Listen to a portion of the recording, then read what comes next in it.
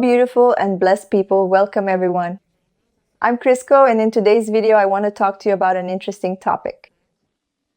Every time I record a video, not always, but for some videos, depending on the topic, I go and write down the names of people I've interacted with to remember the situations with each of them related to certain topics, and today's video is one of those that I think is really interesting to share with you.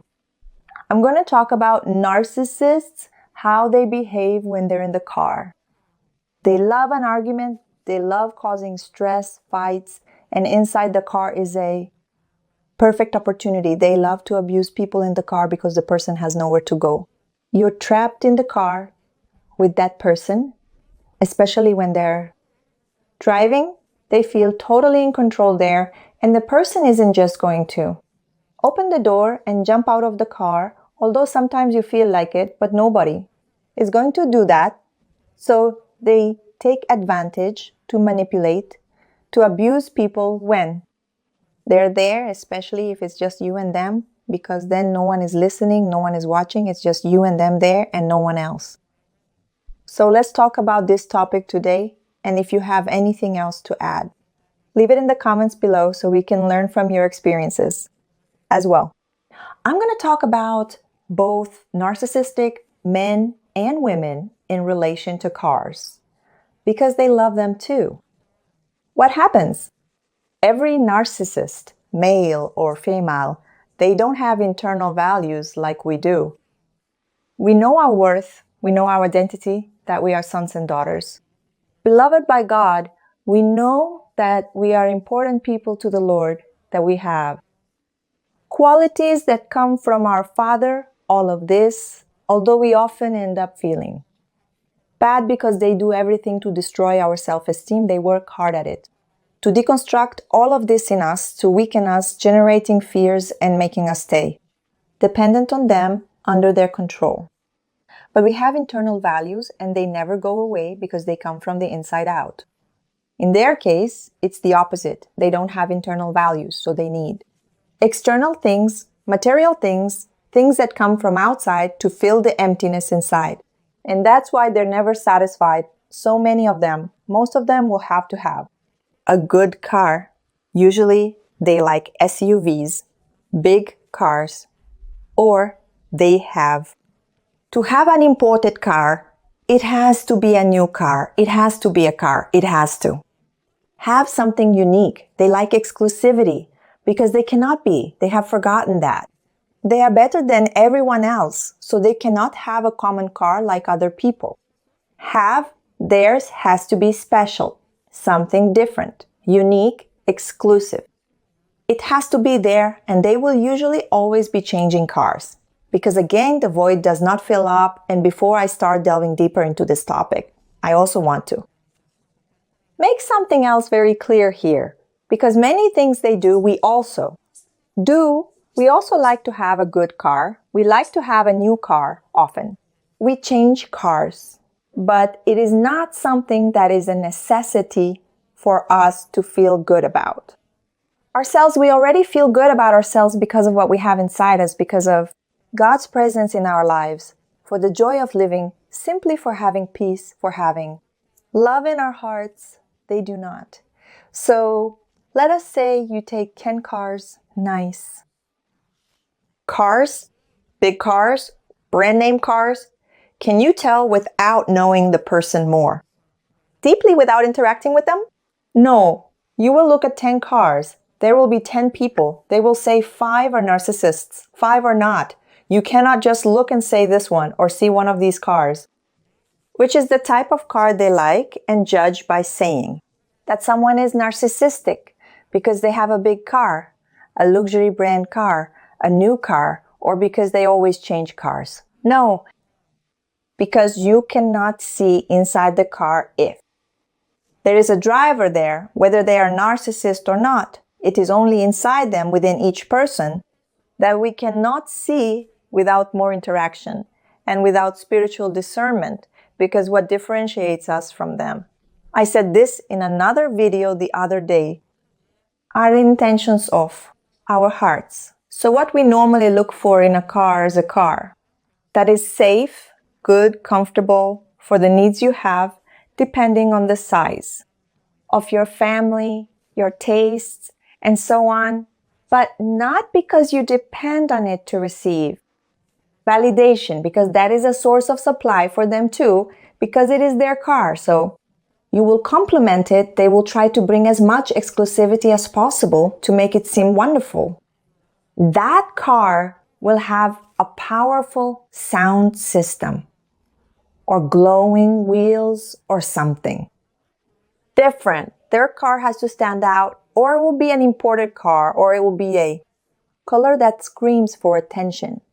Their values come from material things, so a car is also one of those things. I will talk a bit about them in traffic.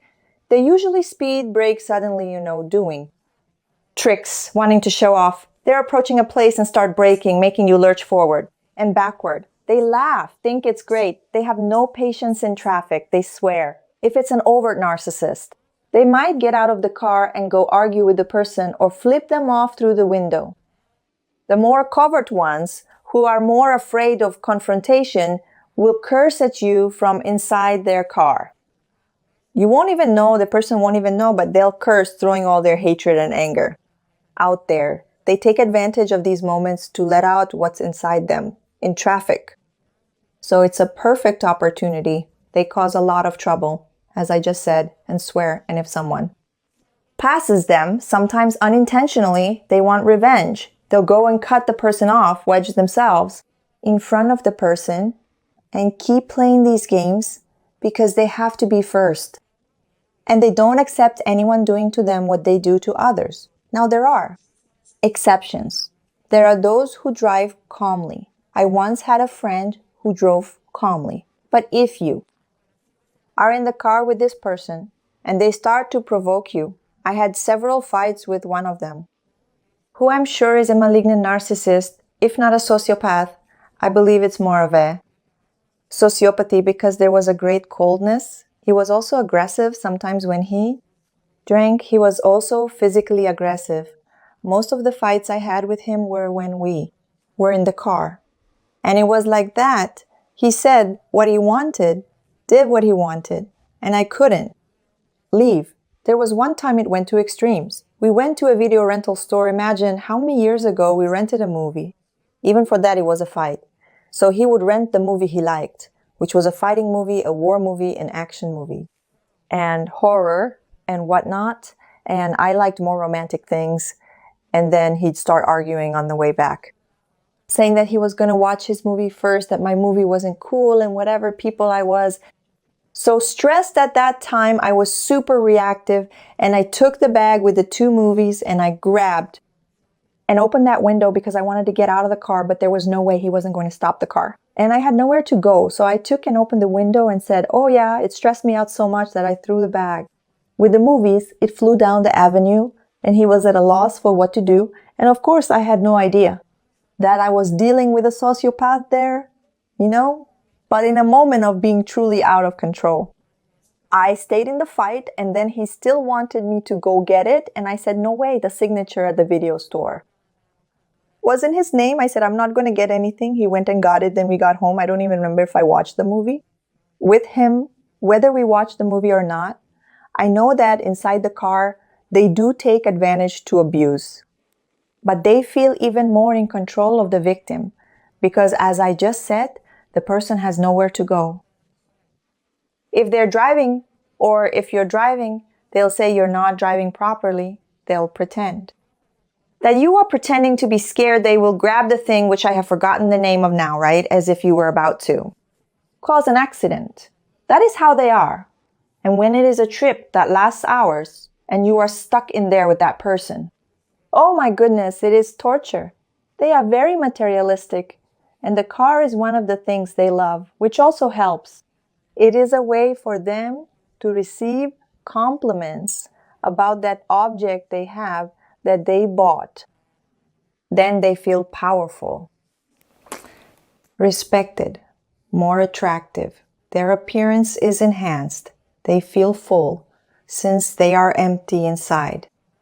On the inside, So they bring things from the outside to try to fill that image, to maintain that image of a successful person. Successful people. I have seen it happen too. They usually change cars, but they never wanted to admit it. They are always worried if they are going to appear to be who they really are, materialistic, self-interested. So many of them end up changing cars, and then they will give you a justification. You will not even ask anything, but they will tell you, oh, I changed my car because the other one was too expensive, it cost too much, trying to come across as humble. Look, I'm not changing cars because I am not satisfied with anything, and I always have to have something to fill the emptiness inside. And you might notice this. Those who own nothing fear nothing, right? But since they know that they do it with that intention, they give you the justification so you do not even think about it because they were really fed up. They get bored very easily with everything and everyone, and a car is just one more thing. They get tired of that car, it loses its appeal. And then they suddenly start noticing someone else's car. They already envy the other person's car, thinking it is better. Because in reality, it is the person they envy. That person has that car and they think they will have a car like that. And they will be like that person too. So they end up thinking that their own car is not good enough, and then they want better. They want more to feel better than the other person. So if that person has a better car than theirs, now they want to have an even better one than that person, because in their little minds, they will feel superior to that person, even though this will never happen, because in reality, that person has a shine that comes from God. And you cannot buy that. There is no money that can pay for it. They do value cars a lot, and it has to be something extraordinary. It has to be something different from everything and everyone else. And in the end, the car is not even theirs. Most of the time, it is paid off over 5 years. Until the car is paid off, it belongs to the bank, but it is all about appearances. In the end, everything is a lie. Even the car they have is not really theirs. Anyway, folks, that is what I'm leaving you with today about narcissists in relation to cars, how they behave. When they are in the car, when they are driving, and when you are driving, they are going to criticize you, saying you do not know how to drive properly. There will always be something to stress about for them to abuse. They love doing this. In the car, if you have noticed this too, share it with us here by leaving your comment. And we will see you in the next video. Kisses to everyone from the heart. Stay with God. And until then, bye-bye.